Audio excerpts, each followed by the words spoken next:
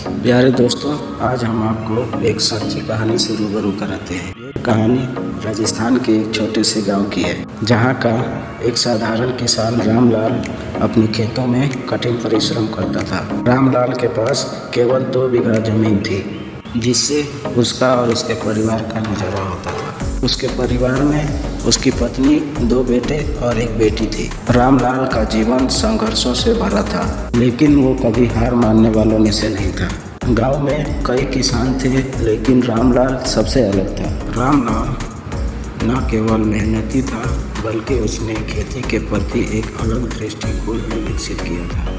जहां बाकी किसान परंपरागत तरीके से खेती करते थे, वहीं रामलाल नई तकनीकों और प्राकृतिक तरीकों को अपनाने के लिए हमेशा तैयार रहता था। उसने अपनी छोटी सी जमीन को बंजर होने से बचाने के लिए हर संभव प्रयास किया। एक दिन गांव में एक सरकारी अधिकारी आया, जिसने किसानों को जैविक खेती के लाभों के बारे में बताया। उसने कहा कि रासायनिक उर्वरकों और कीटनाशकों के अत्यधिक प्रयोग से भूमि की उर्वरता घट रही है। किसानों को अब जैविक खेती की ओर ध्यान देना चाहिए। अधिकारी की बात सुनकर बाकी किसान हंसने लगे और उसे असंभव बताने लगे, लेकिन रामलाल के आंखों में एक चमक थी।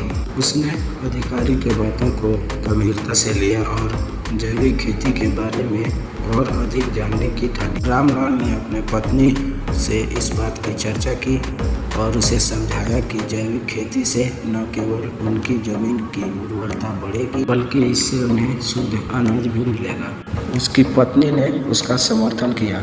रामलाल ने अपनी जमीन पर जैविक खेती का प्रयोग शुरू किया। शुरुआत में तो उसे बहुत कठिनाइयों का सामना करना पड़ा, क्योंकि पुराने तरीके को छोड़कर नए तरीके को अपनाना आसान नहीं था। लेकिन दोस्तों, रामलाल भी कहाँ हार मानने वाला था। वो नियमित रूप से अधिकारियों से संपर्क करता और नई जानकारी प्राप्त करता रहा। धीरे धीरे रामलाल की मेहनत रंग लाने लगी और उसकी फसल पहले से बेहतर और अधिक गुणवत्तापूर्ण होने लगी। गांव के दूसरे किसान अब रामलाल की सफलता को देखकर हैरान थे। जहां पहले वो लोग रामलाल की हंसी उड़ाते थे, अब वही लोग उनसे सलाह लेने लगे। रामलाल ने भी उदारता से अपने ज्ञान और अनुभव सभी लोगों के साथ साझा किया। रामलाल ने गांव में एक छोटी सी सभा बुलाई, जहां उसने किसानों को जैविक खेती के बारे में विस्तार से बताया। रामलाल की इस पहल का असर धीरे धीरे गांव में दिखने लगा। गांव के बाकी किसान भी रासायनिक उर्वरकों की जगह अब जैविक खाद का उपयोग करने लगे। गांव के जमीन की उर्वरता बढ़ने लगी और फसल की गुणवत्ता में भी सुधार हुआ। किसान अब बाजार में अपने उत्पाद को बेहतर दाम पर बेचने लगे, जिससे उनकी आर्थिक स्थिति में भी सुधार हुआ। रामलाल अब गांव के लिए एक प्रेरणा बन चुका था। उसकी मेहनत, लगन और नई सोच ने न केवल उसके परिवार की स्थिति को बदला, बल्कि गांव के किसानों को भी एक नई दिशा दिखाई।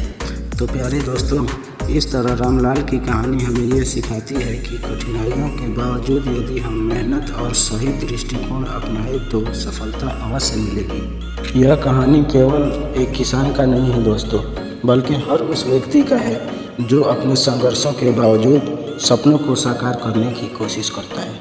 प्यारे दोस्तों, मिलते हैं अगले वीडियो में। तब तक के लिए दीजिए अपने दोस्त को इजाज़त। फिर मिलते हैं अगले वीडियो में एक नई कहानी के साथ।